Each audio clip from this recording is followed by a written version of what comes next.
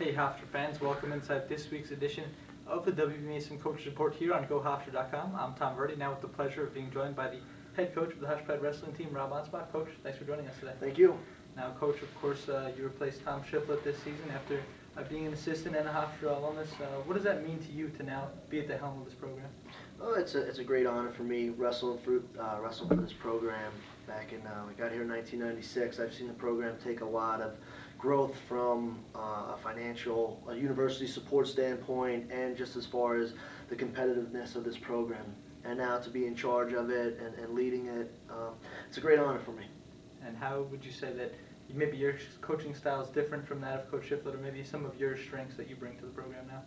Yeah, my style is a little bit different from Tom Shiflett, as it was different than it's different than Tom Ryan's. But I think I have the luxury of having two very successful coaches as my predecessors, and taking the best of what they did and blending it into my own to kind of create my own unique style of coaching. Now let's get right into the wrestlers this year. 125, Steve Banana just came out ranked 13th in the nation, of course, top dog in the CAA. What can we expect from Steve this year? Well, we expect a lot out of Steve. This is his third year. This is going to be his third varsity year, his fourth year as part of the program. And we expect him to do something on a national level. He's always been that guy that's kind of there, kind of not. Win some matches he's not supposed to on paper, and loses some matches that make you scratch your head. But I think this year we're looking for him to be more consistent and beat a higher caliber opponent throughout the season. Now moving ahead to 133, of course you lose a guy in Lou Reggirello who really meant a lot to this program, All-American, academic All-American, a huge leader for this team. What is it going to be like without Lou this season? Well, Lou is very difficult to replace. For all those reasons you pointed out, he's won, I think, 140 matches for the program. And more so than just his wins, he scored a lot of bonus points when he won. He got a lot of pins. He was like winning 2 matches every dual meet. So it's very difficult to replace him. We have 2 guys that are going to be fighting for that spot pretty much all year, Jamie Franco and Joe Gazinski. So we're looking for one of those guys to kind of come into their own and just wrestle within themselves and do what they need to do to help the team. We're not looking for them to replace Lou or do what Lou did. They just need to focus on themselves, and if they do that, that will help the team. Franco got a victory in the wrestle-offs, but talk about the challenges of maybe having to wrestle up a class like he will be if he's at 133. Yeah, well, Jamie, it was difficult for him to make 125 pounds. So him moving up a weight class it shouldn't be a factor because he's probably more of a 133 pounder than he is a 125 pounder right now. So he put in a good summer lifting weights and training for that spot. He obviously was looking at Lou leaving and where his best opportunities are to make the team, so he focused on the whole summer on putting on the necessary size to make 133 pounds. So I don't think it's going to be an issue at all. Now moving to 141, another one of your top CAA preseason guys is Luke Bite. All-rookie team as a freshman last year, obviously plagued by the injury bug a little bit. What's the key to getting him back his confidence and finding that form that he had again his freshman year? Well, Luke is moving up a weight class from where he was as a freshman, 133 pounds. He spent the year last year, in a redshirt year, getting better, just kind of working on his skills. So I think he's ready to go. I don't think a confidence factor. He feels good. He's been working out with Coach Tonelli a lot this summer. So he's really on track, as far as I see, to do something, not just in the CAA. He's another guy we're going to be looking for him to do something nationally.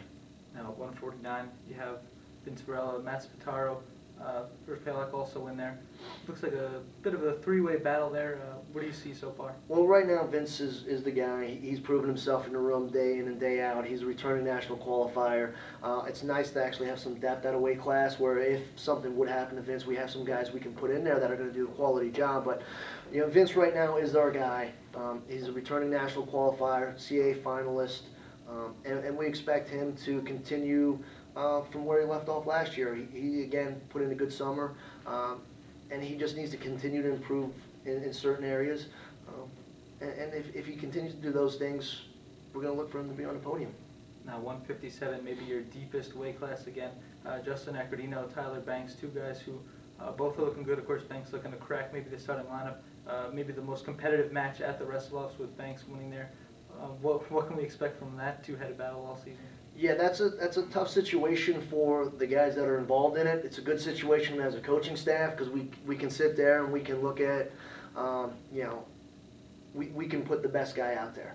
And they're all season long they're going to be preparing and getting ready because they know at any point in time if they're not doing their job they can be pulled from that spot. So it's that competition in the room that really helps throughout the whole entire year.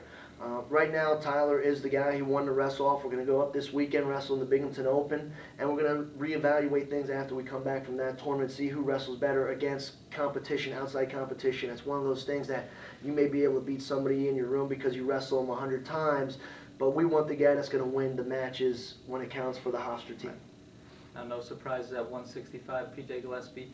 He'll be back after All-American last year.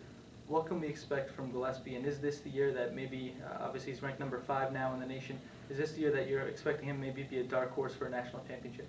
We expect a lot out of PJ. We brought in coaches that are around his weight class, not just for PJ because they were obviously great coaches, but the fact that they are 157, 165 pounds just helps him get over that next level. You know, we have a guy that had worked out with the #1 ranked guy in the country, David Taylor. Dan Valamon's a former Penn State wrestler. He wrestled with David Taylor quite a bit. So when we do prepare for that national tournament, I'm sure Dan will be working on some things that Taylor does. But yeah, we expect PJ to be wrestling for a national title. That is our goal. That's his goal. And anything kind of short of that will be a little bit of a disappointment. Now 174, another big name lost is Ryan Pachovich. Of course, Pachovich family, very special to this Hofstra Pride program. What's it going to be like without any Pachovich on the team this year, and not really for the near future? Yeah, the Pachovich family has been here, I think, about 10 years. So to not have a Pachovich in the lineup is a little surprising. It hasn't happened in a long time. Again, you have a guy that in Ryan who did so much for our program, wrestling through injuries. He had an injury-plagued career and just always gutted out, was always a leader. The guys followed him. So it's always difficult to replace those guys. We have 2 young guys looking to come in. Jermaine John won the wrestle off. He will be our guy in the near future. But we also have Joe Cavanaugh, who's in the waiting, coming off an injury that's going to be looking to step in there at 174 pounds. So I like the guys we have. They're young, they're inexperienced, and in time, I'm sure they will eventually fill those shoes. But it's a lot to ask them right now. How do you try to get those guys to wrestle beyond their experience? You just keep putting them in difficult situations in the wrestling room, and they get put in them quite often. Again, our assistant coaches are right around those weight classes, so they go in there, they're wrestling national champs, they're wrestling All-Americans every single day, so when they step out onto that mat, it's nothing new for them. You got a guy, Ben Clymer, 184. Maybe lacked a bit of consistency at times, but again, another preseason favorite. Is there any doubt in your mind that he should be the CAA champ this year? No. You know, looking at that weight class, he's got to beat Nate Scheidel. That's the kid from Binghamton who he had struggled with in the past, always losing by a point or so. And I think last year in the conference finals, he figured it out. And I don't expect him to lose to Scheidel or anybody in our conference for that matter. The thing I want to see him do is become more consistent on the national level. We lost a very close match out at nationals to the #7 seed out there, and it was a very winnable match. And those are the things, if we want to do well as a team, we need guys like Ben Clymer and Steve Bonanno to step that level up just a little bit more and start beating those guys instead of losing the close ones. At 197, guy Matt Lowe, how can he build on the really great finish to the year that he showed last year? Well, Matt, to start last year, was a little overwhelmed with everything, and he started out very slow and took some tough losses, and his confidence was very shaky in the beginning. As he started seeing a little bit more success, his confidence is building, and I think he continued that throughout the summer. You know, he put a good summer in. Last year, he was away from us. This year he was able to take some classes. He worked out with the team the entire summer, lifting, conditioning, wrestling. So I'm expecting him to pick up exactly where he left off last year with that confidence and feeling good about himself going into this first tournament. Now at heavyweight, you have Paul Snyder. Last year winning CAAs, getting to the national tournament, preseason CAA favorite again. What's the next step for Paul Snyder? I think he's another one of those guys that we need to do well on a national level. Returning in the CAA, he's the guy to beat. And that's great, but we're thinking about All-Americans. And in order to do that, you have to be worried about the guys at the national level. Paul has distanced himself from, I think, the competition in the CAA. He's had a great summer. as most of our guys did. They spent a great deal of time here working out, and he's picked up on the things that we really needed him to work on. He was a little hesitant last year doing certain things. We needed him to get more offensive, and he spent the whole summer working on that. So I think you could see last year in the wrestle-off, him and McGrew, it was a 1-0 match. This time it was 6-2. So he's been able to open up the distance between Zeal and himself, and if he continues working that way, he's going to be a threat to be on an All-American. Already, it's coming up quick. We're talking about first match of the season, Sunday, Binghamton Open. What can we expect from you guys, first time really wrestling guys outside the program? I think what we stress for them as a coaching staff is to just wrestle and compete to the best of their ability. To go out there and wrestle as hard as they can for 7 minutes, control the match, and continue to look to score. If we can go out there and continuously look to score, the wins will take care of themselves. So, I think in years past, some of the guys have been a little hesitant trying to win a match, 3-2, 2-1, and we're trying to get away from that mindset. Our mindset is to score, 10, 15 points a match, and if you're doing those things, the victories will come. And before you know it, you welcome in a big program in Wisconsin here to Hofstra, and of course, special connections to Coach Zach Tonelli, former Wisconsin alum. What is it like to bring a program of that caliber here to Hofstra for me? It creates a great environment for our student athletes to wrestle, and we're expecting a couple thousand people at the match. It's going to be a great atmosphere, and that helps us in so many different avenues for the program. One, it just notoriety that Hofstra's wrestling in a Big Ten school. It helps us in the recruiting aspect that these are the teams that we bring in to wrestle here at the MAC Arena, that we don't have to always go on the road to wrestle these teams. It just creates an atmosphere that tells the people and the high school recruits that this is a big-time program and expect big things from it. And how important is it, you mentioned a lot of guys on national levels, to be facing some tough opponents this season, like, of course, like a Wisconsin, of course, again, in the Cliff Keen Invitational, where you see traditionally a lot of the best teams, the Southern Scuffle, again, big tournaments like that?